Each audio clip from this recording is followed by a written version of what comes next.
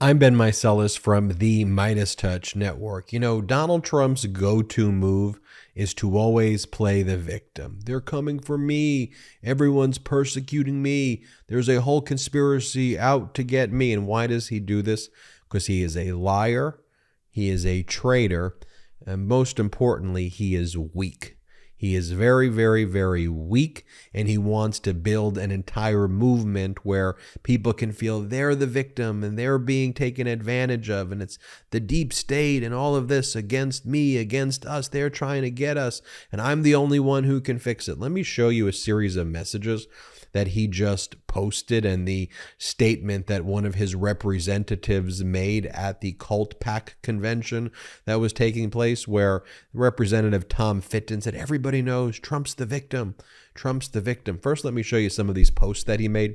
This is what he does. He says this about Jack Smith. He goes, "The animal prosecutor that they stuck on me over the boxes hoax is trying to torture my people into telling lies. It's all for political reasons and the fact that I'm leading big in all of the polls. He's flying people from all over and throwing them in front of a DC grand jury. They are confused and scared. They've never done this before. These Democrat Marxist pigs should be the ones that are investigated. The nice guy prosecutor in the Biden documents case hasn't even started yet." Just think about the language that he uses. They're all out to get me. They're out to get us. They are pigs, these people. They are Marxist. He is using language to intentionally try to dehumanize the other.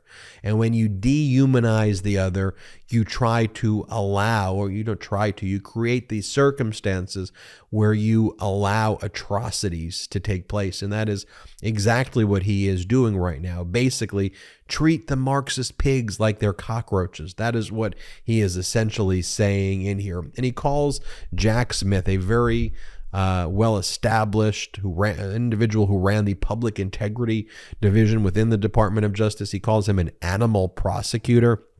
He refers to the fact that people have to testify before a criminal grand jury as torture. Just think about that. He uses the word torture, and he acts like people are being waterboarded or something, when in reality, this is a process that takes place every single day in the United States of America, where grand juries subpoena witnesses. This is the system that we have here in our democracy, a system of real law and order, where we have juries and we have judges and we're evidence-based and we focus on admissible evidence and we don't allow in hearsay except in rare circumstances. And so he's using the terminology that's actually used in countries that he worships, like Russia, where torture is allowed, and saying this is torture what's taking place. Why?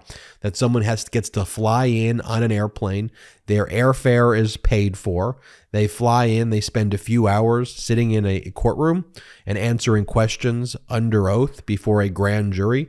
To Donald Trump, that is torture, versus the actual torture that Donald Trump put families through when he separated them at the border, or the actual torture that Donald Trump put Americans through, the torture that he put millions of people, perhaps billions of people across the world through, based on his disgusting and despicable policies. He's referring to just testifying in a courtroom as torture. That's how weak he is. That's how weak he is, and what a victim mentality he has on everything. Here's another post he made right around the same time period. He goes, "But the radical left Democrat prosecutors go after Trump over the boxes hoax, horseface, and all other trivia. They've stolen millions of dollars, caught on tape in the laptop from hell, and nothing happens. Likewise, the election fraud to put these people in office was massive. Millions of votes on tape in ballot stuffing alone. Little legislative approval. FBI, Twitter, FBI, Facebook, all a big disgrace. We are a third world nation, mostly fake news, MAGA, exclamation point." I mean, it's barely comprehensible what he said. Setting aside the actual content, just the way he wrote this should be disqualifying from somebody who wants to have the highest and once held the highest position in our country and the world, who can't even string together an actual sentence. Like, it's unclear what he's even trying to say, but I suppose he's saying the radical left Democrat prosecutors, they go after Trump when you stole thousands of government records that don't belong to you, and then you lied about it and had your representatives and lawyers submit declarations under penalty of perjury, lying that all of the documents were returned when you were hiding thousands of government records, including sensitive compartmented information. That's somehow a hoax to you. And then what else do you say? You call Stormy Daniels the porn star that you had sex with and then had your lawyer at the time give hush money payments to cover it up while your wife was pregnant. You call her horseface? I mean, that's the Republican Party's okay with that? You call people horseface? It's utterly despicable. And then you say, and all other trivia? What does that even mean? I genuinely, it's a trivia game, trivia questions. I don't even know what that's referring to. Then you want to go talk about Hunter and laptop from hell. The only laptop from hell that I'm aware of is the fact that your aides had classified information on their laptops. Then you go, likewise, the election fraud to put these people in office was massive. Millions of votes on tape, ballot stuffing, FBI. It's your FBI director. You appointed the FBI director, Christopher Wray. You appointed the head of the DOJ, Bill Barr, who, by the way, both were very supportive of you and covered up a lot of your misconduct. But what, they're now Democrats, they're globalist rhinos because they weren't able to say publicly all of the ridiculous conspiracy theories that you engaged in their official capacity as law enforcement officers. So they're globalist rhinos now. These are all your people. You had 70 cases. You could have put forward an affidavit in one case. These are your judges you appointed. So here's what you want us to believe, because you play the victim in everything, right? Your Department of Justice, your FBI, all of your United States attorneys, all of the courts, all of the judges, including all of the judges that you appointed, all of the media, everyone, every single person had a massive conspiracy to get you, where you, who lied about everything your entire life, who has a track record before coming to office of bankrupting everything you've touched before you were in office. Was that part of the conspiracy too? People knew you were going to run, so then they went back into the past. They used time portals, they used time machines, and then they set you up to get all the bankruptcies that you had in every failed endeavor that you had over and over and over again before. But you, who've lied about everything, who have lost all these lawsuits, who's filed all these frivolous cases, who have bankrupted everything you've touched, you're the one who has all the secret answers, but you can't tell it publicly. You can't put forward the affidavits in a public setting. It's a secret.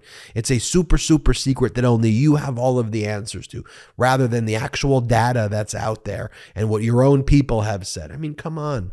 It is utterly absurd and utterly insane. Here's just another one that he posted.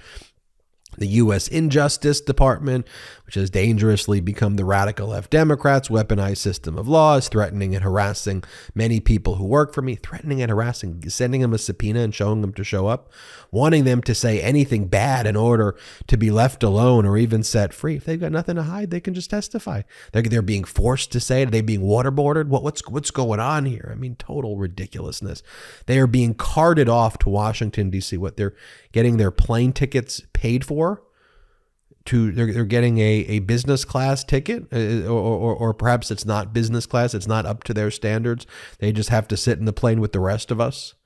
That's being carted off. They get their travel. They're getting their Ubers paid for. It's all being reimbursed. That's torture to them. That's being carted off. As you go, they're being carted off to Washington, D.C. and put before a grand jury where the modern-day Gestapo does everything in its power to make them look and sound as bad as possible. This Soviet style of justice is going to take down the USA. Bad. Soviet style of justice? Wait, this is the grand jury system that's existed, that our country values. That is the opposite of the Soviet system. No one's being carted, having their plane tickets paid for, their travel paid for, their hotels paid for. They can show up, they testify, they tell the truth, they get to leave. That's it.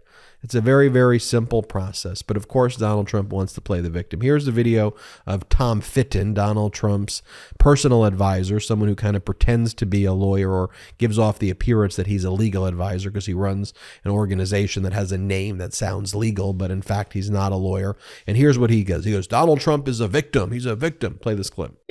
Obama knew, Clinton knew, Comey knew, Biden knew, Brennan knew, McCabe knew, Strzok knew, Clapper knew, Schiff knew, the FBI knew, the DOJ knew, the CIA knew, the State Department knew. They all knew Trump was innocent, but they smeared and spied on him anyway. Worse than Watergate. Trump is a crime victim. Let's remember that. And there you have it, over and over again, Donald Trump saying he's a victim and telling all of his supporters, you are all victims, you're victims, I'm victims, and I'm the only one who can solve it. I mean, it is utterly pathetic. It is utterly weak, and he is utterly terrified. And the pro-democracy community needs to continue to be loud and proud and keep talking about these issues because the MAGA right-wingers are on the ropes. Their fascist ideology is being exposed.